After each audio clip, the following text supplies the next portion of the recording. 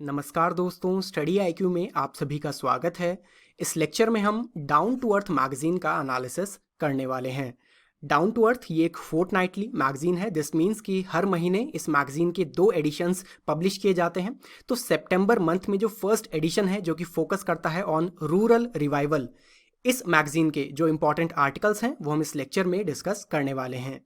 This lecture has been prepared by me Sarthak Sharma. Lecture की PDF download करने के लिए आप मेरा टेलीग्राम चैनल ज्वाइन कर सकते हैं और साथ ही साथ आप मुझे इंस्टाग्राम या फिर फेसबुक पर भी फॉलो कर सकते हैं by searching my user name सार्थक शर्मा 151। सबसे पहले कंटेंट डिस्कस कर लेते हैं। तो 4 इंपॉर्टेंट आर्टिकल्स हैं जो हम इस लेक्चर में डिस्कस करने वाले हैं, और अगर आप सिविल सर्विसेज मेंस एग्जामिनेशन के लिए प्रिपरेशन कर रहे हैं तो चारों ही आर्टिकल्स काफ़ी ज़्यादा इंपॉर्टेंट हैं। पहला आर्टिकल होगा वेस्ट सेग्रीगेशन एट सोर्स। तो इस आर्टिकल में हम वेस्ट सेग्रीगेशन से रिलेटेड कुछ डेटा डिस्कस करने वाले हैं। सेकंड आर्टिकल है लेफ्ट टू स्टार्व। तो यहाँ पर हम मैल न्यूट्रिशन के ऊपर चर्चा करेंगे। थर्ड आर्टिकल है हाउ मच इज जीरो। इस आर्टिकल में हम डिस्कस करेंगे जीरो बजट नेचुरल फार्मिंग।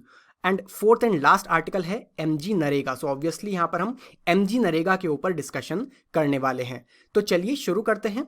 पहला आर्टिकल है waste segregation at source. Article शुरू करने से पहले इसका मतलब क्या है वो हम जान लेते हैं। वेस्ट सिग्रीगेशन मींस जो कचरा है, जो वेस्ट है, उसे सिग्रीगेट कर दिया जाए, अलग अलग कर दिया जाए। जैसे कि अगर गीला कचरा है तो उसे अलग किया जाए और जो सूखा कचरा है उसे अलग किया जाए। और एट सोर्स, अब सोर्स यहाँ पर क्या है? हम सभी लोग जनरेटर्स हैं, हम सभी लोग वेस्ट जनरेट कर रहे हैं, तो हम ही हुए सोर्स ऑफ द वेस्ट। तो वेस्ट को सिग्रीगेट कर दिया जाए एट द सोर्स मींस जब घर से निकल करके कूड़ा या कचरा बाहर जा रहा है उसी समय पर उसे सिग्रीगेट कर दिया जाए। और ये आप देख सकते हैं इस फोटोग्राफ में, ये एक कचरे की गाड़ी है और यहाँ पर 2 कंपार्टमेंट्स बनाए गए हैं, गीला कचरा और सूखा कचरा। तो यहाँ पर 2 कंपार्टमेंट इसीलिए बनाए गए हैं ताकि वेस्ट को सिग्रीगेट कर दिया जाए। जो गीला कचरा है उसे अलग कंपार्टमेंट में रखा जाए और जो सूखा कचरा है उसे अलग कंपार्टमेंट में रखा जाए। तो सरकार के द्वारा रिसेंटली स्वच्छ सर्वेक्षण 2020 रिपोर्ट रिलीज की गई है और इस रिपोर्ट में एक बहुत ही इंपॉर्टेंट प्रॉब्लम उभर करके सामने आई है। वो ये है कि इंडिया में सिर्फ 35% सिटीज़ ऐसी हैं जहां पर एटलीस्ट 50% जो उनके वार्ड्स हैं, 50% या उनसे ज़्यादा वार्ड्स में एट सोर्स वेस्ट सिग्रीगेट किया जाता है। स्वच्छ सर्वेक्षण ये एक बहुत ही मैसिव लेवल पर इंडिया में सर्वे कंडक्ट किया जाता है। इसमें 4242 सिटीज़ को कवर किया जाता है जिनमें कंबाइंड वार्ड स्ट्रेंथ है 64,315। तो हम कह सकते हैं कि इन 4242 सिटीज़ में से सिर्फ 1476 सिटीज़ ही ऐसी हैं जिनमें एटलीस्ट 50% वार्ड्स में वेस्ट को एट सोर्स सिग्रीगेट किया जाता है, और ये एक बहुत बड़ा चिंता का विषय है। वेस्ट सिग्रीगेशन क्या होता है इसे हम यहाँ पर समझ लेते हैं। सो वेस्ट सिग्रीगेशन बेसिकली हम कह सकते हैं कि जो वेट वेस्ट है और जो ड्राई वेस्ट है उन्हें सेपरेट कर लेना, सो दैट जो ड्राई वेस्ट है उसे रिसाइकल किया जा सके और जो वेट वेस्ट है उसे कंपोस्ट किया जा सके। तो वेट वेस्ट में क्या आता है आप यहाँ पर भी देख सकते हैं, जैसे कि हमारे घरों में जैसे कि सब्जियों के छिलके होते हैं या बचा हुआ खाना होता है, ये सभी वेट वेस्ट में आ जाता है, ये गीला कचरा है। जबकि ड्राई वेस्ट में क्या है? प्लास्टिक बॉटल्स हैं, न्यूज़पेपर्स हैं, ये सब चीज़ें ड्राई वेस्ट में आ जाती हैं। तो इन्हें सिग्रीगेट कर देना यही कहलाता है वेस्ट सिग्रीगेशन। अब अगर वेस्ट को सिग्रीगेट नहीं किया जाएगा तो ये गीला कचरा, सूखा कचरा ये मिक्स हो जाते हैं और इन्हें लैंडफिल्स में डंप कर दिया जाता है। प्रॉब्लम ये है, एक बार मिक्स होने के बाद इन्हें सिग्रीगेट करना काफ़ी ज़्यादा डिफिकल्ट है, और जब इन्हें साथ में डंप कर दिया जाता है तो काफ़ी ज़्यादा इन्वायरमेंटल हज़ार्ड इससे क्रिएट हो जाते हैं। जैसे कि जो ऑर्गेनिक कंपाउंड्स हैं उनमें कुछ ऐसे एसिड्स होते हैं जो कि ड्राई वेस्ट के साथ रिएक्ट कर सकते हैं। इसके बाद हज़ार्डस सब्सटेंसेस बन जाते हैं जो कि सॉइल में मिक्स हो सकते हैं, ग्राउंड वाटर में ये मिक्स हो सकते हैं। एक तरह से हम कह सकते हैं कि ये इन्वायरमेंटल पॉल्यूशन क्रिएट करते हैं, हमारी फूड चेन में भी ये एंटर कर सकते हैं जिससे हेल्थ हज़ार्ड भी क्रिएट हो जाता है। तो ये काफ़ी ज़्यादा चिंता का विषय है। इसी वजह से सॉलिड वेस्ट मैनेजमेंट रूल्स 2016 में ये रूल बनाया गया है कि जो वेस्ट जनरेटर्स हैं, मींस हम सभी लोग जो कि वेस्ट के सोर्स हैं, जनरेटर्स का ये कर्तव्य है कि वो वेस्ट को सिग्रीगेट करें at source in 3 distinct categories: wet, dry and hazardous waste. इन 3 कैटेगरीज में हमें वेस्ट को हमेशा सिग्रीगेट करना चाहिए। हालांकि हजार्डस वेस्ट घरों से ज़्यादा क्रिएट नहीं होता है, इस वजह से हम फोकस कर रहे हैं on wet waste and dry waste. अब इस आर्टिकल में एक इंपॉर्टेंट चीज़ ये बताई गई है कि वेस्ट सेग्रीगेशन से रिलेटेड हमारे पास दो सोर्सेज से डेटा अवेलेबल है। पहला सोर्स है output outcome framework 2020-21 and the स्वच्छ सर्वेक्षण रिपोर्ट 2020। तो ये जो आउटपुट आउटकम फ्रेमवर्क है ये मिनिस्ट्री ऑफ फाइनेंस के द्वारा रिलीज किया जाता है। फरवरी 2020 में इसे रिलीज किया गया था और इसमें एक्सपेंडिचर रिफॉर्म्स सजेस्ट किए जाते हैं। तो इसमें ये असेस किया जाता है कि जो स्कीम्स हैं उनमें किस तरह से परफॉर्मेंस होती आई है और कितना आगे एक्सपेंडिचर की जरूरत है। फरवरी 2020 का डेटा यहाँ पर अवेलेबल है और जो स्वच्छ सर्वेक्षण 2020 रिपोर्ट है इसके लिए सर्वे कंडक्ट किया गया था जनवरी 2020 में, लेकिन ये रिपोर्ट बनाई है ministry of housing and urban affairs ने। अब आउटपुट आउटकम फ्रेमवर्क में ये डेटा बताया गया था दैट अंडर स्वच्छ भारत मिशन अर्बन हमारी कंट्री में 100% सोर्स सेग्रीगेशन किया जा रहा है इन 63,000 वार्ड्स आउट ऑफ 82,000 वार्ड्स। तो 63,000 वार्ड्स में 100% वेस्ट सेग्रीगेशन एट सोर्स किया जा रहा है। एंड ये भी बताया गया था कि 74% वार्ड्स 100% वेस्ट सेग्रीगेशन अचीव कर लेंगी बाय मार्च 2020। ये डेटा मिला है फ्रॉम आउटपुट आउटकम फ्रेमवर्क। वहीं जो स्वच्छ सर्वेक्षण 2020 रिपोर्ट है इसमें हम डिस्कस कर ही चुके हैं। इसमें 64,315 वार्ड्स को असेस किया गया है और ये कहा गया है कि सिर्फ 35% ही सिटीज़ हैं। मींस अगर इसका हम 35% निकाले ऑलमोस्ट आएगा 22,000 वार्ड्स, सिर्फ 22,000 वार्ड्स, और इनमें से भी एटलीस्ट 50% वार्ड्स में वेस्ट सेग्रीगेशन एट सोर्स किया जा रहा है। तो एक ह्यूज डिफरेंस है दोनों डेटा में। इसके बाद आउटपुट आउटकम फ्रेमवर्क में ये भी कहा गया है कि 4,372 सिटीज़ में 100% door to door garbage collection किया जा रहा है। मींस सभी घरों से 100% ये गार्बेज कलेक्शन किया जा रहा है। जबकि स्वच्छ सर्वेक्षण 2020 रिपोर्ट में ये बताया गया है कि सिर्फ 2,606 सिटीज में door to door garbage collection किया जाता है और वहां पर भी 50% से ज्यादा वार्ड्स में किया जाता है, 100% नहीं किया जाता है। तो यहां पर दो सवाल हमारे सामने आते हैं। पहला तो ये कि ऑब्वियसली जो हमारा वेस्ट सेग्रीगेशन एट सोर्स इस समय पर हम कर रहे हैं वो बहुत अच्छा हमारा परफॉर्मेंस नहीं है। क्यों हम नहीं कर पा रहे हैं, इसके पीछे कारण क्या है, पहला ये सवाल है। और दूसरा सवाल यहाँ पर सरकार की अकाउंटेबिलिटी और ट्रांसपेरेंसी के ऊपर भी उठता है, बिकॉज हमारे पास दोनों ही जो डेटा है वो गवर्नमेंट एजेंसीज के द्वारा ही बनाए गए हैं। इसके बावजूद दोनों में ह्यूज डिफरेंस है। और डेटा की इंपॉर्टेंस आप यहाँ पर समझिए। डेटा एक कोर सब्सटेंस बनता है, एक बेसिस बनता है जिसके जरिए पॉलिसीज सरकार फ्रेम करती है। अगर डेटा ही गलत होगा या इतना ज़्यादा डिफरेंस होगा तो किस तरह से हम प्रॉपर पॉलिसीज बना पाएंगे, ये एक बहुत बड़ा सवाल यहाँ पर उठता है। वेस्ट सेग्रीगेशन की हमने बात की है तो हम वेस्ट मैनेजमेंट से रिलेटेड इंडिया में क्या इश्यूज हैं वो डिस्कस कर लेते हैं। तो पहला इशू है no segregation of waste at source. तो जैसे कि हमें स्वच्छ सर्वेक्षण रिपोर्ट में भी पता चला है कि वेस्ट सेग्रीगेशन एट सोर्स में इंडिया की परफॉर्मेंस बहुत अच्छी नहीं है, सिर्फ 35% सिटीज़ में, और वहाँ पर भी एटलीस्ट 50% वार्ड्स में ही हम वेस्ट सेग्रीगेशन कर पा रहे हैं। सेकेंड इशू है no system of primary collection from door step. तो घरों से जो डोर स्टेप कलेक्शन होना चाहिए वो नहीं हो पाता है और ज़्यादातर हमने देखा है कि लोग कहीं पर भी सड़कों पर ही अपने घरों से कूड़ा और कचरा वहाँ पर फेंक देते हैं। उसके बाद स्वीपर्स को ही वो कचरा वहाँ से साफ करना पड़ता है। थर्ड इशू है इररेगुलर स्ट्रीट स्वीपिंग। तो जो स्ट्रीट स्वीपिंग है वो भी इररेगुलर होती है, टाइमली मैनर में नहीं होती है और हमारे पास एडवांस्ड मशीन्स नहीं है। ज़्यादातर आपने देखा होगा मैनुअली ही सड़कों पर स्वीपिंग की जाती है। नेक्स्ट इशू है ट्रांसपोर्टेशन ऑफ वेस्ट। तो जो गाड़ियाँ वेस्ट को ट्रांसपोर्ट करती हैं उनकी हालत हम सभी ने देखी है। जितना कूड़ा जितना कचरा वो अपने साथ ट्रांसपोर्ट करते हैं उससे ज़्यादा वो फैलाते भी हैं। तो ट्रांसपोर्टेशन ऑफ वेस्ट एक इशू है।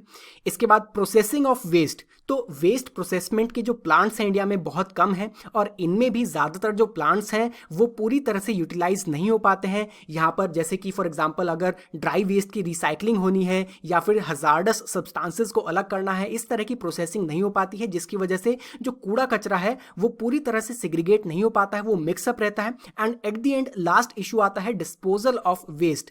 ज़्यादातर जो डंपिंग ग्राउंड्स हैं वहाँ पर वेस्ट को डिस्पोज कर दिया जाता है जो कि ऑब्वियसली पूरी तरह से प्रोसेस नहीं हो पाया है और इस वजह से ये जो अनप्रोसेस्ड वेस्ट है इसकी वजह से काफ़ी ज़्यादा एनवायरमेंटल हैजार्ड्स और हेल्थ हैजार्ड्स क्रिएट होते हैं। स्वच्छ सर्वेक्षण 2020 की हमने बात की है, तो प्रीलिम्स एग्जामिनेशन के लिए इसकी रैंकिंग जो आई है काफ़ी ज़्यादा इंपॉर्टेंट है, डिस्कस कर लेते हैं। सबसे पहले 2016 में ये स्वच्छ सर्वेक्षण शुरू किया गया था by the ministry of housing and urban affairs. ये 5th एडिशन है इस रिपोर्ट का। तो इसमें रैंकिंग क्या रही है, अगर हम 1 मिलियन मीन्स 10 लाख पॉपुलेशन से ज़्यादा पॉपुलेशन जिन सिटीज़ में है उनकी बात करें तो इसमें टॉप किया है इंदौर ने, इंदौर जो कि मध्य प्रदेश में है। सेकेंड रैंक आई है सूरत की जो कि गुजरात में है, एंड थर्ड नवी मुंबई जो कि महाराष्ट्र में है। जबकि 1 लाख से 10 लाख तक की पॉपुलेशन वाली सिटीज़ की अगर हम बात करें तो पहली रैंक है अंबिकापुर की जो कि छत्तीसगढ़ में है, इसके बाद मैसूर जो कि कर्नाटका में है, और थर्ड रैंक है एनडीएमसी की जो कि न्यू दिल्ली में है। एक और इंपॉर्टेंट फैक्ट आप यहां पर याद रख सकते हैं, छत्तीसगढ़ ये पहला और एकमात्र स्टेट हमारी कंट्री में बन चुका है जहां पर सभी सिटीज ने open defecation free, that is ODF plus plus status हासिल कर लिया है। अब ये स्टेटस क्या है, देखिए ODF means open defecation free, इसके बाद ODF प्लस का मतलब है कि टॉयलेट्स वहां पर बनाए जा चुके हैं और उसके साथ वाटर वहां पर अवेलेबल है, मेंटेनेंस की जा रही है और हाइजीन का भी वहां पर ध्यान रखा जा रहा है। ODF प्लस प्लस का मतलब है कि ODF प्लस के साथ वहां पर स्लज और सेप्टेज मैनेजमेंट के लिए भी पूरी तरह से प्रबंध किया गया है। तो छत्तीसगढ़ पहला और एकमात्र ऐसा स्टेट कंट्री में बन चुका है जहां पर सभी सिटीज ने ODF प्लस प्लस स्टेटस हासिल कर लिया है। अब चलिए बढ़ते हैं अपने नेक्स्ट आर्टिकल की तरफ, लेफ्ट टू स्टार्व। तो इस आर्टिकल में हम मैल न्यूट्रिशन के ऊपर डिस्कशन करेंगे और जानेंगे कि कोविड-19 का मैल न्यूट्रिशन के ऊपर क्या इम्पैक्ट हुआ है। इंडिया में मैल न्यूट्रिशन काफ़ी ज़्यादा प्रेवलेंट है और ये जानने के लिए हम रेफर कर रहे हैं ग्लोबल हंगर इंडेक्स 2020 रिपोर्ट जो कि रिसेंटली रिलीज की गई थी। Concern Worldwide and Welthungerhilfe, ये दो नॉन फॉर प्रॉफिट ऑर्गेनाइजेशन है जो कि annually global hunger index report release करते हैं। 4 इंडिकेटर्स के बेसिस पर ये इंडेक्स बनाया जाता है। ये 4 इंडिकेटर्स हैं under nourishment, child wasting, child stunting and child mortality. Under nourishment का मतलब यह है कि इनसफिशिएंट न्यूट्रिशन प्रोवाइड किया जा रहा है। इसके बाद चाइल्ड वेस्टिंग का मतलब है low weight for height, means height के हिसाब से वेट बच्चे का कम है और ये रिप्रेजेंट करता है acute form of malnutrition. Acute form का मतलब अगर कुछ समय के लिए, स्मॉल टाइम पीरियड के लिए किसी बच्चे को न्यूट्रिशियस फूड नहीं दिया जाएगा तो ऑब्वियसली उसका वेट हाइट के हिसाब से कम हो जाएगा। इसके बाद थर्ड इंडिकेटर है चाइल्ड स्टंटिंग। चाइल्ड स्टंटिंग का मतलब है लो हाइट फॉर एज, एज के हिसाब से हाइट कम है और ये रिप्रेजेंट करता है chronic form of under nutrition. Means अगर कुछ प्रोलॉन्ग्ड टाइम पीरियड के लिए हम अगर किसी बच्चे को न्यूट्रिशियस फूड नहीं देंगे तो इसकी वजह से हो सकता है कि उसकी हाइट बढ़नी कम हो जाए, यही है चाइल्ड स्टंटिंग। और फोर्थ इंडिकेटर है चाइल्ड मोर्टैलिटी, मींस 5 से कम उम्र में जिन बच्चों की डेथ हो जाती है। तो यहाँ पर इन 4 इंडिकेटर्स के हिसाब से जो स्कोर है वेरियस कंट्रीज को प्रोवाइड किया जाता है। इंडिया का ईयर 2020 इंडेक्स में क्या स्कोर रहा है वो हम डिस्कस कर लेते हैं। इसमें 2019 का डेटा इंक्लूड किया गया है। अंडर नरिशमेंट की अगर हम बात करें तो इंडिया में 14% टोटल पॉपुलेशन अंडर नरिश्ड है। ये 2017 से 2019 के लिए डेटा कलेक्ट किया गया है, हालांकि 2011-13 के लिए डेटा था 16.3%, तो यहाँ पर हमने इम्प्रूव किया है। सेकेंड इंडिकेटर चाइल्ड वेस्टिंग, 2015 से 19 का डेटा बताता है कि 17.3% 5 से कम उम्र के बच्चे भारत में वेस्टेड हैं और यही डेटा 2010 से 14 के लिए था 15.1%। तो चाइल्ड वेस्टिंग इंडिया में बढ़ रही है। ये एक बहुत ही इंपॉर्टेंट, एक सीरियस मैटर ऑफ कंसर्न है and for that matter India में वर्ल्ड में किसी और कंट्री के मुकाबले सबसे ज़्यादा वेस्टेड चिल्ड्रन की पॉपुलेशन है।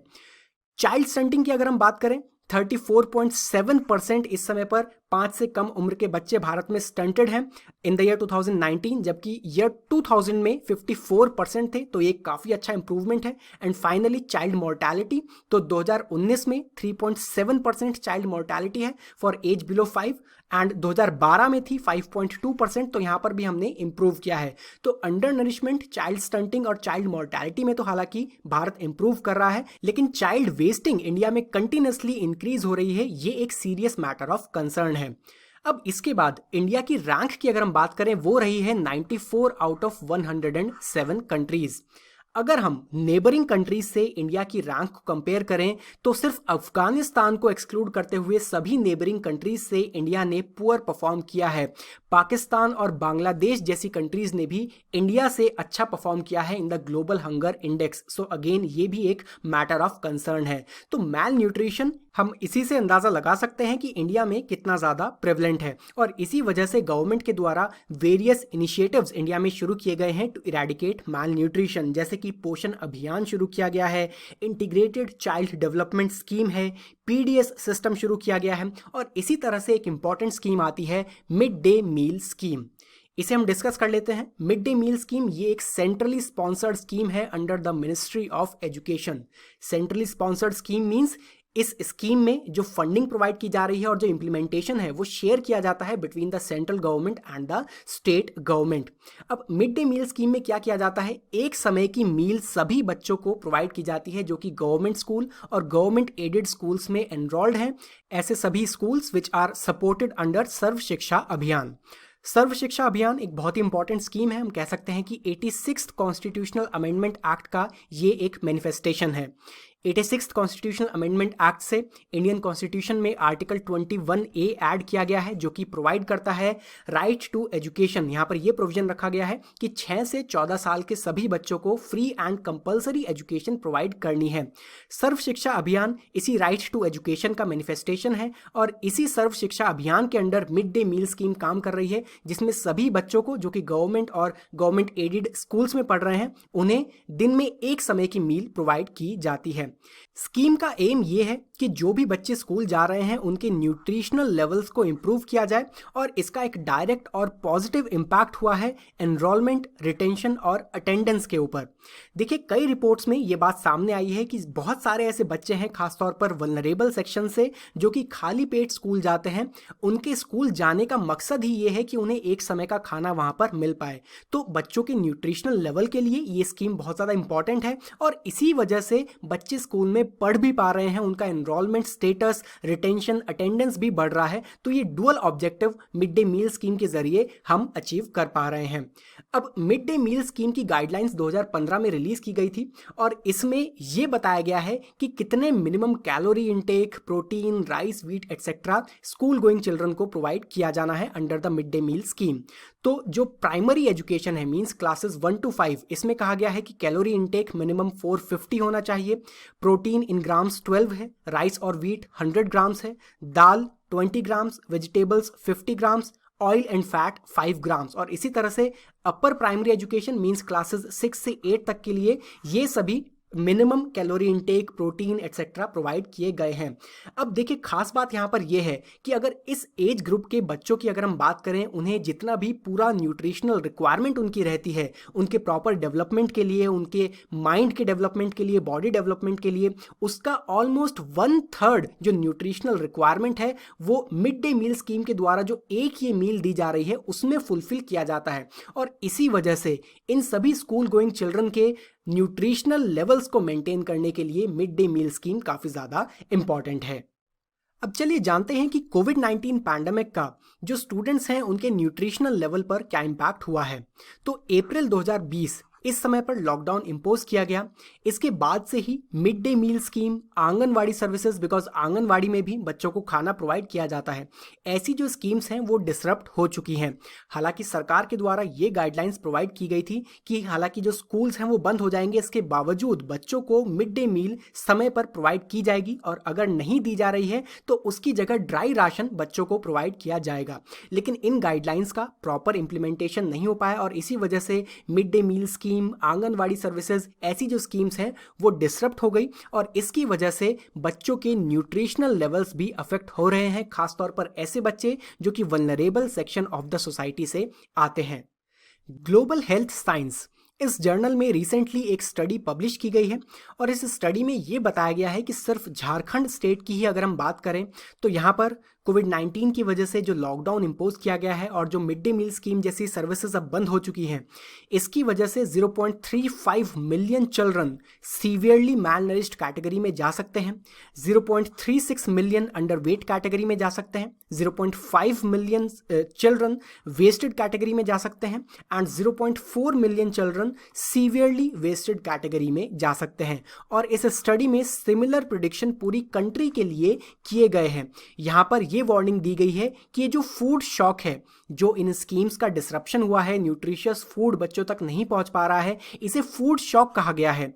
वार्निंग दी गई है कि इस फूड शॉक का सबसे ज़्यादा असर होगा बिहार, उत्तर प्रदेश और मध्य प्रदेश ऐसे राज्यों में।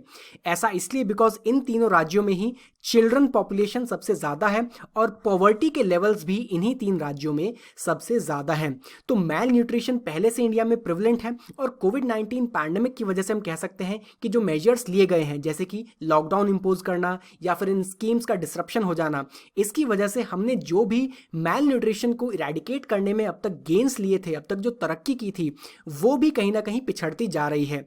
ज़रूरत है इनोवेटिव स्ट्रैटेजीज़ की। इनोवेटिव स्ट्रैटेजीज़ हमें इवॉल्व करनी चाहिए और अपनानी चाहिए अगर हम मैल न्यूट्रिशन की प्रॉब्लम को कर्ब करना चाहते हैं। 2 इंपॉर्टेंट इनोवेटिव स्ट्रैटेजीज़ यहाँ पर शेयर की गई हैं। For example, local small holder farmers involvement. देखिए अभी तक क्या होता है, जैसे मिड डे मील स्कीम है, इसमें जो फूड कॉरपोरेशन ऑफ इंडिया है, इसके गोडाउन से स्टेट गवर्नमेंट्स फूड ग्रेन्स को प्रोक्योर करते हैं और उसके बाद पीडीएस शॉप्स तक वो जाते हैं और मिड डे मील स्कीम के लिए भी वहीं से इन ग्रेन्स को डाइवर्ट किया जाता है। इसमें यह सजेस्ट किया गया है कि हमें डिसेंट्रलाइज्ड मॉडल्स और लोकल सप्लाई चेन्स की ज़रूरत है। फॉर एग्जाम्पल, जो लोकल एरिया में स्मॉल होल्डर फार्मर्स हैं, हम उनसे कॉन्टैक्ट कर सकते हैं। उनसे हम ये कह सकते हैं कि आप मिड डे मील स्कीम के लिए जो ग्रेन्स हैं वो प्रोवाइड करें, या फिर जो सीरियल्स हैं, वेजिटेबल्स हैं, एग्स हैं, वो ये local small holder farmers provide कर सकते हैं। इसके 2 फायदे होंगे। पहला, ये मिड डे मील स्कीम जैसी जो इंपॉर्टेंट स्कीम्स हैं न्यूट्रिशनल लेवल्स मेंटेन करने के लिए, ये डिसरप्ट नहीं होंगी because continuously food grains, cereals, vegetables वगैरह प्रोवाइड किए जाएंगे। और साथ ही साथ इससे रूरल एरियाज में फार्मर्स के लिए एम्प्लॉयमेंट अपॉर्चुनिटीज भी जनरेट होंगी। तो पहला इनोवेटिव स्ट्रैटेजी यही है कि हमें लोकल स्मॉल होल्डर फार्मर्स के इन्वॉल्वमेंट को प्रमोट करना चाहिए। सेकंड इनोवेटिव स्ट्रैटेजी है स्कूल न्यूट्रिशन किचन गार्डन। देखिए इसमें आइडिया यह है कि स्कूल प्रेमिसेस में एक गार्डन बनाया जा सकता है, वहां पर हम प्लांट्स ग्रो कर सकते हैं, वेजिटेबल्स ग्रो कर सकते हैं और इन वेजिटेबल्स को एज अ सप्लीमेंट हम प्रोवाइड कर सकते हैं बच्चों को under the mid day meal scheme. तो इसके जरिए फ्रेश वेजिटेबल्स भी बच्चों को मिड डे मील के साथ प्रोवाइड की जाएंगी। तो ऐसे कुछ इनोवेटिव स्ट्रैटेजीज की हमें जरूरत है अगर हम मैल न्यूट्रिशन को इंडिया से इरेडिकेट करना चाहते हैं। चलिए बढ़ते हैं अपने नेक्स्ट आर्टिकल की तरफ। How much is zero. यहाँ पर डिस्कशन किया गया है on zero budget natural farming. सबसे पहले एक बैकग्राउंड बताया गया है। ग्रीन रेवोल्यूशन इंडिया में ऑलमोस्ट 1960s में शुरू किया गया था और इसका ऑब्जेक्टिव ये था कि हमें सेल्फ सफिशिएंसी या फिर कहें सेल्फ रिलायंस अचीव करना है फूड प्रोडक्शन में। और इसका एक फिनोमिनल इम्पैक्ट हुआ है इंडिया की फूड प्रोडक्शन, इंडिया की फूड सिक्योरिटी के ऊपर। लेकिन इसके काफ़ी ज़्यादा नेगेटिव इम्पैक्ट्स भी हुए हैं। फॉर एग्जाम्पल, काफ़ी ज़्यादा अनसस्टेनेबल एग्रीकल्चरल प्रैक्टिसेस इंडिया में अपनाई गई हैं जिसकी वजह से लैंड अब इनफर्टाइल हो रही है।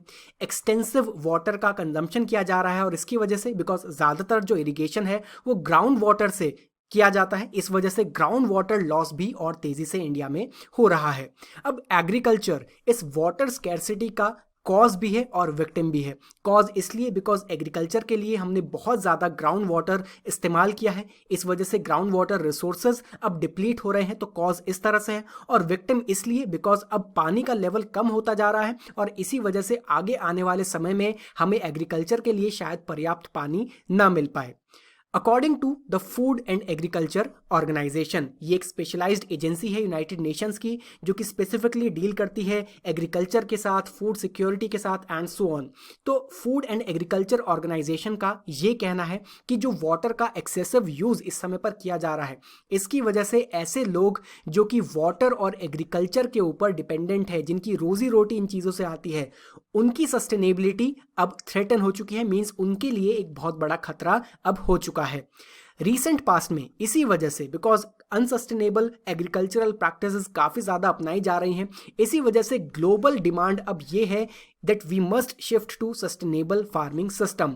और सस्टेनेबल फार्मिंग सिस्टम में एक नाम आता है ज़ीरो बजट नेचुरल फार्मिंग का। इंडिया में zero budget natural farming union budget 2019-2020 में पहली बार प्रपोज किया गया था। अब ज़ीरो बजट नेचुरल फार्मिंग क्या है ये हम डिस्कस कर लेते हैं। देखिए ये एक ऐसी सस्टेनेबल एग्रीकल्चरल प्रैक्टिस है जिसमें जो फार्मर की डायरेक्ट कॉस्ट है, जैसे कि हाई यील्ड वैरायटी सीड्स खरीदना या फिर जो पेस्टिसाइड्स में, फर्टिलाइजर्स में फार्मर्स का पैसा लगता है उसे काफ़ी ज़्यादा रिड्यूस कर दिया जाता है और इसमें नेचुरल इनपुट्स को एनकरेज किया जाता है, जैसे कि काउ डंग या फिर काउ यूरिन। तो ये जो इनपुट्स यहाँ पर इस्तेमाल किए जाते हैं इसकी वजह से सॉइल न्यूट्रिशन भी मैनेज हो जाता है, सॉइल की फर्टिलिटी भी बनी रहती है, पेस्ट को भी कंट्रोल कर लिया जाता है और सीड मैनेजमेंट भी हो जाता है। इस टेक्नोलॉजी में एक तो टिलिंग की आवश्यकता कम पड़ती है, टिलिंग मीन्स जो खेत को जोता जाता है, तो इसकी आवश्यकता कम पड़ती है और साथ ही साथ सब कुछ ऑर्गेनिक यहाँ पर इस्तेमाल किया जाता है। इनऑर्गेनिक फर्टिलाइजर या फिर पेस्टिसाइड, हर्बिसाइड्स को पूरी तरह से रिजेक्ट कर दिया जाता है और साथ ही साथ ये एक टेक्नोलॉजी है जो कि वाटर एफिशिएंट भी है। जीरो बजट नेचुरल फार्मिंग के 4 पिलर्स हैं, ये काफ़ी ज़्यादा इंपॉर्टेंट है, आप इन्हें याद रखिए। पहला पिलर आता है बीज अमृत। इसमें क्या होता है, देखिए जो सीड्स हैं उन्हें नीम लीव्स में कवर कर दिया जाता है, नीम के पल्प में, ग्रीन चिलीज, इन सब का इस्तेमाल किया जाता है सीड को मैनेज करने के लिए। इसकी वजह से इंसेक्ट और पेस्ट मैनेजमेंट हो जाता है। इसके बाद सेकंड पिलर आता है जीव अमृत। इसमें क्या किया जाता है, जैसे फ्रेश काउ डंग है या फिर काउ यूरिन है, जैगरी जिसे गुड़ कहा जाता है, तो इस तरह के सब्सटेंस जो हैं वो वाटर में और सॉइल में मिक्स कर दिए जाते हैं और इसके बाद इस मिक्सचर को फार्म लैंड के ऊपर अप्लाई कर दिया जाता है। इसकी वजह से सॉइल फर्टिलिटी मेंटेन रहती है। थर्ड पिलर है मल्चिंग, जिसे हिंदी में आच्छादन कहा जाता है। तो इसमें ऑर्गेनिक मटेरियल जैसे कि स्ट्रॉ है, जिसे पराली भी कहा जाता है, तो उसे सॉइल के जो टॉप लेयर है उसके ऊपर बिछा दिया जाता है। ऐसे करने से हम टॉप सॉइल को प्रोटेक्ट कर पाते हैं। और फोर्थ और लास्ट पिलर आता है वपासा। इसमें क्या किया जाता है, देखिए जो इरिगेशन है उसे ऑल्टरनेट फरोज बना करके किया जाता है ताकि जो हमारी सॉइल है उसमें वाटर मॉलिक्यूल्स भी रहें और उसमें एयर मॉलिक्यूल्स भी रहें। तो ये टेक्नोलॉजी कहलाती है जीरो बजट नेचुरल फार्मिंग। अब भारत में इस टेक्नोलॉजी की ज़रूरत क्यों है ये हम डिस्कस करते हैं। देखिए लगभग 70% हमारे फार्म्स ग्राउंड वाटर से ही इरिगेट किए जाते हैं। ग्राउंड वाटर ही इरिगेशन के लिए इन फार्म्स में इस्तेमाल किया जाता है, जिसकी वजह से ऑब्वियसली हमारे जो ग्राउंड वाटर रिसोर्सेज हैं, रिजर्व्स हैं, वो डिप्लीट हो रहे हैं। अगर वाटर स्ट्रेस्ड जोन्स की हम बात करें तो वहाँ पर ट्यूब वेल्स जो इस्तेमाल किए जाते हैं ग्राउंड वाटर से इरिगेशन करने के लिए, उन्हें लगभग 300 मीटर तक खोदना पड़ता है, उसके बाद ही हमें पानी मिल पाता है। इसके ऊपर एक सेपरेट आर्टिकल है पैडी पजल नाम से, जो कि जुलाई एडिशन में हमने डिस्कस किया है, आप उसे भी रेफर कर सकते हैं। अब अगर हम जीरो बजट नेचुरल फार्मिंग का इस्तेमाल करेंगे तो इसकी वजह से जितना ग्राउंड वाटर हम अभी हार्नेस कर रहे हैं लगभग 50 to 60% कम हम हार्नेस करेंगे। इसके अलावा ग्राउंड वाटर रिजर्व्स को भी हम प्रोटेक्ट कर पाएंगे, वाटर टेबल भी इंप्रूव कर पाएंगे और फाइनेंशियल स्ट्रेस भी रिड्यूस होगा। बिकॉज इस समय पर फार्मर्स को फर्टिलाइजर्स के लिए, हाई यील्ड वैरायटी सीड्स के लिए, पेस्टिसाइड्स के लिए, इन सभी के लिए खुद के पैसे खर्च करने होते हैं। इन सब में पैसा बचेगा तो फाइनेंशियल स्ट्रेस भी रिड्यूस होगा। तो हम कह सकते हैं कि इस टेक्नोलॉजी के यूजेज में वाटर सेविंग पोटेंशियल भी है और साथ ही साथ इंडिया की फूड सिक्योरिटी को एड्रेस करने में भी ये टेक्नोलॉजी सक्षम है। एक और एडवांटेज ये है कि फार्मिंग कम्युनिटीज़ के बीच में जो वाटर इरिगेशन को लेकर के डिस्प्यूट है उसे भी सॉल्व करने में ये टेक्नोलॉजी सक्षम है। फॉर एग्जांपल देखिए, अगर रिवर वाटर से इरिगेशन किया जा रहा है किसी जगह पर, तो वहाँ पर क्या होता है, जो अपस्ट्रीम फार्मर्स हैं वो कैनाल इरिगेशन एम्प्लॉय करते हुए ज़्यादा से ज़्यादा पानी का इस्तेमाल कर लेते हैं और इसकी वजह से जो डाउन स्ट्रीम फार्मर्स हैं उनके पास सफिशिएंट पानी नहीं बच पाता है। इसी वजह से फार्मिंग कम्युनिटीज़ में डिस्प्यूट भी काफ़ी ज़्यादा होती है। लेकिन अगर जीरो बजट नेचुरल फार्मिंग का इस्तेमाल किया जाएगा तो कम से कम पानी का इस्तेमाल होगा और इस वजह से जो अपस्ट्रीम फार्मर्स हैं और जो डाउनस्ट्रीम फार्मर्स हैं सभी को सफिशिएंट वाटर मिल पाएगा। अब एक स्टडी कंडक्ट की गई है, उसकी ऑब्जर्वेशंस हम डिस्कस कर लेते हैं।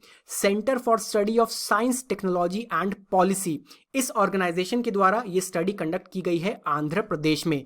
यहाँ पर हमें पता चला है कि सिर्फ पैडी फार्मिंग की अगर हम बात करें तो पैडी फार्मिंग में अगर zero budget natural farming technology का इस्तेमाल किया जाएगा तो इसकी वजह से हर पैडी क्रॉपिंग के पीरियड में, मींस हर सीजन में पर एकड़ 1400 से लेकर के 3500 क्यूबिक मीटर ऑफ वाटर बच पाएगा। आप अंदाज़ा लगा सकते हैं कि 1 क्यूबिक मीटर वाटर में 1000 लीटर्स वाटर आता है, तो 1400 से लेकर के 3500 क्यूबिक मीटर्स ऑफ वाटर पर सीजन बच पाएगा पर एकड़ ऑफ लैंड। इसी तरह से इलेक्ट्रिसिटी कंजम्पशन में भी पैसा बचेगा, बिकॉज ग्राउंड वाटर को हार्नेस करने के लिए पंप्स का इस्तेमाल किया जाता है जिसके लिए इलेक्ट्रिसिटी की आवश्यकता होती है। सो पर एकड़ 1500 से लेकर के 3900 यूनिट्स तक सेव हो पाएंगी, जिसकी वजह से ऑलमोस्ट रुपीज़ 6000 to 16000 फार्मर्स के बच पाएंगे। और अगर हम यही जो फॉर्मूला है वो पूरे इंडिया के लिए यहाँ पर अप्लाई करें, पैडी एरिया इंडिया में है 43 टू अराउंड 44 मिलियन हेक्टेयर्स।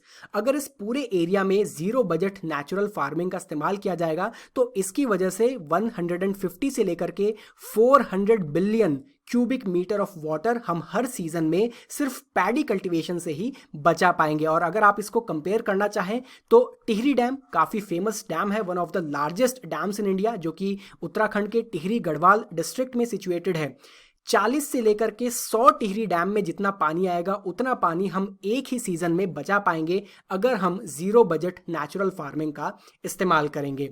अब इसके बाद एक और स्टडी कंडक्ट की गई है, council on energy environment and water के द्वारा ये स्टडी कंडक्ट की गई है, जिसमें यह बताया गया है कि अगर आंध्र प्रदेश में ही again zero budget natural farming का इस्तेमाल किया जाएगा तो सरकार की तरफ से जो एक्सपेक्टेड सेविंग्स हैं फर्टिलाइजर सब्सिडी में वो कितनी हो पाएंगी।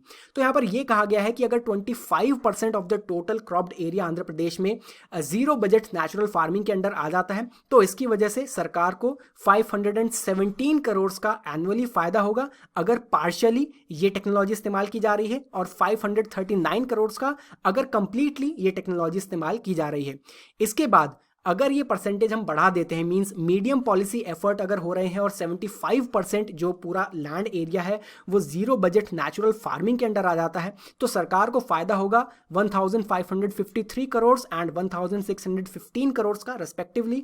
और अगर 100% area zero budget natural farming के अंडर आ जाता है, जो कि आंध्र प्रदेश सरकार का एक गोल भी है कि 2024 तक हमें अचीव करना है, तो ऐसे में गवर्नमेंट को 2071 करोड़ एंड 2154 करोड़ का फायदा हो सकता है रेस्पेक्टिवली। तो जीरो बजट नेचुरल फार्मिंग ये ना केवल फार्मर्स के लिए काफ़ी इंपॉर्टेंट है बिकॉज यहाँ पर एक सस्टेनेबल एग्रीकल्चरल प्रैक्टिस का इस्तेमाल किया जा रहा है, उनकी सेविंग्स होगी, सॉइल के लिए काफ़ी ज़्यादा इंपॉर्टेंट है और सरकार का भी इसमें काफ़ी ज़्यादा पैसा बचेगा। कंक्लूजन हम डिस्कस कर लेते हैं। जीरो बजट नेचुरल फार्मिंग, इसमें बिल्कुल वाटर सेविंग पोटेंशियल है। इंडिया की फूड सिक्योरिटी को लॉन्ग रन में सस्टेन करने के लिए, एड्रेस करने के लिए ये स्कीम, ये टेक्नोलॉजी पूरी तरह से सक्षम है, लेकिन डीप इन्वेस्टिगेशन की हमें ज़रूरत है। ऐसा इसलिए बिकॉज देखिए इंडिया में हर जगह पर ना तो सॉइल एक जैसी है ना ही क्लाइमेट एक जैसा है। हम कहते हैं कि एग्रो क्लाइमेटिक जोन्स इंडिया में बहुत ज़्यादा वेरी करते हैं और इसी वजह से क्या डिफरेंट एग्रो क्लाइमेटिक जोन्स में ये टेक्नोलॉजी पूरी तरह से काम कर पाएगी, इसके लिए हमें इन्वेस्टिगेशन की ज़रूरत है। और एक बहुत ही फेमस सेइंग है, Rome was not built in a day. इसी तरह से जीरो बजट नेचुरल फार्मिंग को भी टाइम की ज़रूरत है और पॉलिसी सपोर्ट की ज़रूरत है। यहाँ पर सरकार को प्रॉपर फ्रेमवर्क प्रोवाइड करना चाहिए ताकि हर स्टेट में प्रॉपरली इस टेक्नोलॉजी को अडॉप्ट किया जा सके। चलिए बढ़ते हैं अपने लास्ट आर्टिकल की तरफ, एमजी नरेगा। सबसे पहले एक बैकग्राउंड डिस्कस कर लेते हैं। तो लॉकडाउन के समय पर यह देखा गया है कि एक अनयूजुअल सर्ज ऑब्जर्व किया गया in the demand of work through MG NREGA. MG NREGA scheme में जो भी लोग एनरोल्ड हैं वो वर्क डिमांड करते हैं कि उनसे आप काम करवाइए और उसके लिए उन्हें पैसे दीजिए। तो एमजी नरेगा स्कीम के अंडर जो वर्क की डिमांड की जाती है उसमें एक बहुत बड़ा राइज आया है ड्यूरिंग द लॉकडाउन पीरियड। एक स्टेट वाइज एनालिसिस ये शो करता है कि सिर्फ जून मंथ की अगर हम बात करें, इसमें जितना भी वर्क डिमांड किया गया उसमें से 57% वर्क डिमांड किया गया 5 स्टेट्स से, उत्तर प्रदेश, राजस्थान, आंध्र प्रदेश, तमिलनाडु एंड वेस्ट बंगाल।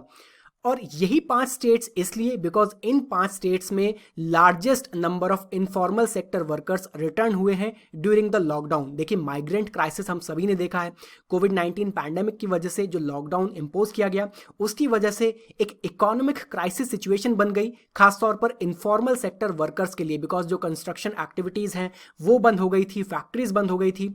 एक माइग्रेंट क्राइसिस हमने इंडिया में देखा है जहाँ पर जो माइग्रेंट वर्कर्स हैं उन्हें थाउजेंड्स ऑफ किलोमीटर्स पैदल चल करके अपने घरों को वापस आना पड़ा।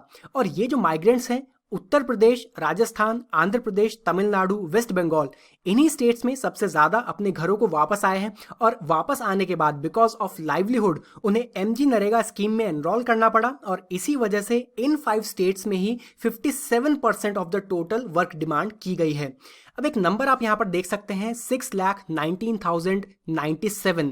ये वो नंबर ऑफ टोटल एसेट्स हैं जो कि एमजी नरेगा स्कीम के अंडर क्रिएट किए गए हैं लॉकडाउन इंपोज करने के 4 महीने के अंदर अंदर to tap the natural resources. तो ये जितने भी एसेट्स हैं 6 लाख से ज़्यादा, ये वाटर कंजर्वेशन के लिए क्रिएट किए गए हैं in the next 4 months of lockdown.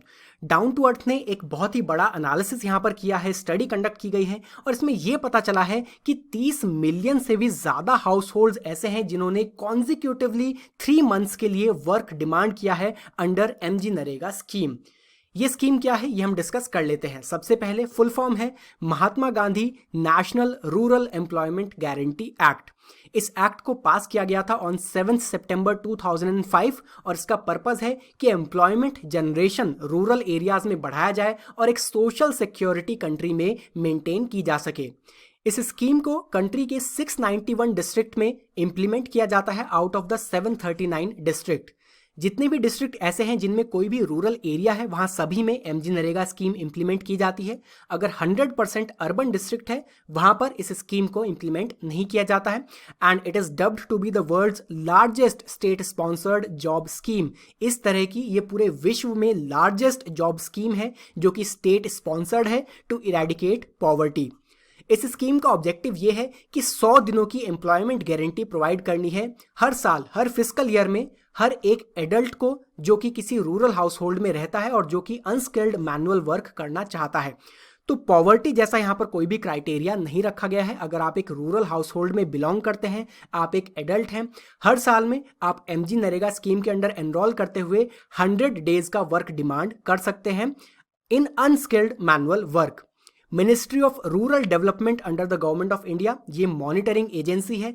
इस स्कीम के इम्प्लीमेंटेशन को यही मिनिस्ट्री देखती है in association with the state government. तो एमजी नरेगा भी एक सेंट्रली स्पॉन्सर्ड स्कीम है, मींस फंडिंग और जो इम्प्लीमेंटेशन है इसमें कंट्रीब्यूशन होता है सेंट्रल गवर्नमेंट का भी और स्टेट गवर्नमेंट्स का भी। खास बात यह है कि एमजी नरेगा एक डिमांड ड्रिवन स्कीम है। जैसा मैंने आपको बताया, यहाँ पर एक लीगली बैक्ड गारंटी प्रोवाइड की जाती है कि अगर आप इस स्कीम में एनरोल्ड हैं और आप 100 दिनों के लिए वर्क डिमांड कर रहे हैं तो आपको वो काम 15 दिन के अंदर अंदर दिया जाएगा। अगर आपको वर्क प्रोवाइड नहीं किया जा रहा है, इस केस में एक एम्प्लॉयमेंट अलाउंस आपको प्रोवाइड की जाएगी।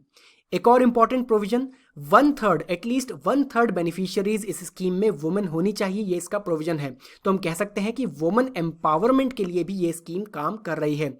साथ ही साथ एक्ट में ये मैंडेट किया गया है कि एटलीस्ट 75% ऑफ द वर्क्स जो प्रोजेक्ट किए जाएंगे वो वाटर कंजर्वेशन से रिलेटेड होने चाहिए।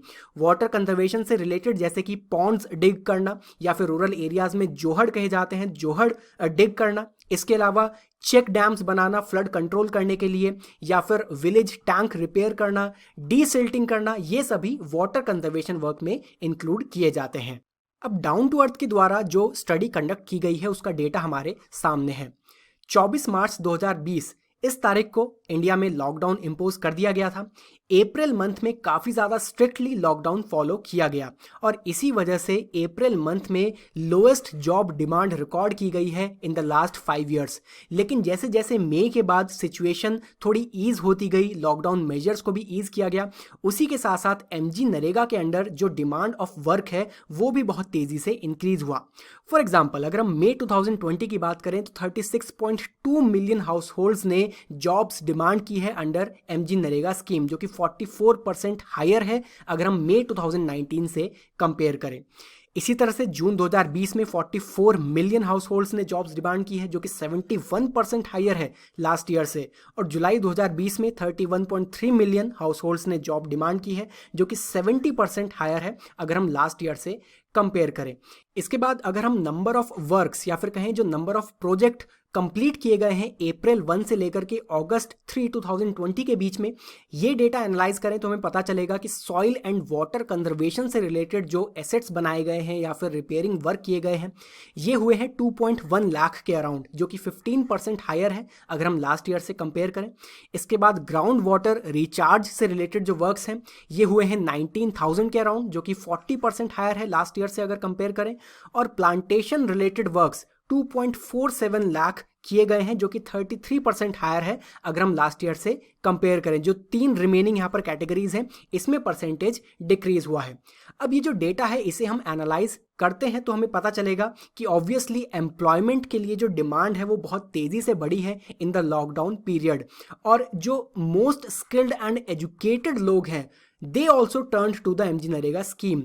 इस मैगजीन में आर्टिकल में काफ़ी सारे ऐसे इंटरव्यू दिए गए हैं जिसमें बताया गया है, फॉर एग्जांपल आईटी सेक्टर में काम कर रहे लोग या फिर स्कूल टीचर्स, ऐसे भी लोग हैं जो कि हाईली स्किल्ड हैं, प्रोफेशनल हैं, उन्हें भी एमजी नरेगा स्कीम के अंडर काम करना पड़ा। और देखिए ज़्यादातर लोग इस स्कीम को इस तरह से क्रिटिसाइज़ करते हैं कि इसमें अनस्किल्ड वर्क होता है, लेबर वर्क होता है, लेकिन मैं आपको यहाँ पर यह बताना चाहूँगा कि इस स्कीम का पर्पज़ ही ये है कि लोगों को पॉवर्टी से निकाला जा सके। इस स्कीम का ऑब्जेक्टिव बिल्कुल ये नहीं है कि लोगों की ज़िंदगी इससे संवर जाए, एक परमानेंट एम्प्लॉयमेंट अपॉर्चुनिटी लोगों को मिल जाए, लेकिन पर्पज़ यही है कि एटलीस्ट इतना काम लोगों को दिया जाए ताकि उन्हें इतने पैसे दिए जा सके कि वो अपने लिए खाना खरीद सकें, अपनी फैमिली के लिए वो खाना खरीद सकें, उन्हें फीड कर सकें। और एमजी नरेगा स्कीम पूरी तरह से अपने इस ऑब्जेक्टिव को इस लॉकडाउन पीरियड में फुलफिल कर पाई है, बिकॉज ऐसी इकोनॉमिक क्राइसिस सिचुएशन में भी इस स्कीम ने लोगों को लाइवलीहुड प्रोवाइड किया है।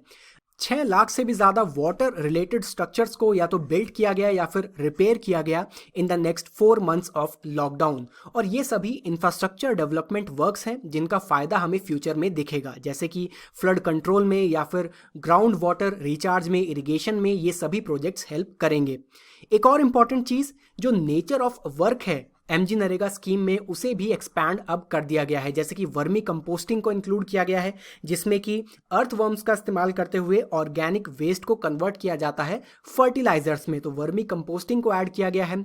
कैटल शेड्स बिल्ड किए जाते हैं, ट्रीज को प्लांट किया जा रहा है, तो इस तरह से नेचर ऑफ वर्क को भी एक्सपैंड किया गया है। तो हम कह सकते हैं कि एमजी नरेगा स्कीम ने बखूबी अपना काम निभाया है इस लॉकडाउन पीरियड में। लेकिन एक सवाल यहाँ पर खड़ा होता है जो मैं आपसे पूछना चाहूँगा। गवर्नमेंट डैशबोर्ड पर एमजी नरेगा का ओल्ड डेटा अवेलेबल है। 2017 से 2018 के बीच में, मतलब एक साल का डेटा ये बताता है कि 1.3 मिलियन वर्क्स या फिर कहें 1.3 मिलियन प्रोजेक्ट्स कंप्लीट किए गए हैं इस स्कीम में in the area of water conservation and ground water recharge, और एडिशनल 0.35 मिलियन वर्क्स कंप्लीट किए गए हैं ऑन फार्म पॉन्ड्स। अगर हम ऐड करें तो 1.65 मिलियन, अप्रॉक्सीमेटली 16 लाख के करीब एसेट्स या तो क्रिएट किए गए हैं या फिर रिपेयर किए गए हैं इंडिया के विलेजेस में इस टाइम पीरियड में, सिर्फ एक साल में, और हर साल इतने ही प्रोजेक्ट्स किए जाते हैं। 2011 सेंसस के अकॉर्डिंग इंडिया में 6 लाख के अराउंड विलेजेस हैं। अगर हम यहाँ पर सिंपल मैथ्स लगाएं, इसका मतलब ये है कि इंडिया के हर विलेज में ऑन एन एवरेज 2 से 3 वाटर कंजर्वेशन के प्रोजेक्ट्स हर साल कंप्लीट किए जाते हैं अंडर एमजी नरेगा स्कीम। लेकिन इसके बावजूद वाटर स्कैरसिटी की प्रॉब्लम हम रिजॉल्व अब तक नहीं कर पाए हैं, और इसके पीछे कारण ये है कि इस स्कीम में जो असेट्स क्रिएट किए जा रहे हैं वो ड्यूरेबल नहीं है। सवाल आपके लिए यही है कि ये जो मैसिव जॉब क्रिएशन प्रोग्राम है एमजी नरेगा स्कीम, इसमें हम क्या चेंजेस लेकर के आ सकते हैं जिससे जो असेट्स इस स्कीम में क्रिएट किए जा रहे हैं उन्हें हम ड्यूरेबल बना सकें। आपकी क्या सजेशंस हैं वो आप हमें कमेंट बॉक्स में बता सकते हैं। So friends, this is all in this lecture. अगर आपके कुछ भी डाउट्स हैं तो आप doubts.studyiq@gmail.com पर हमसे संपर्क कर सकते हैं, या फिर आप गिवन नंबर्स पर हमसे संपर्क कर सकते हैं। Thank you very much and have a very nice day.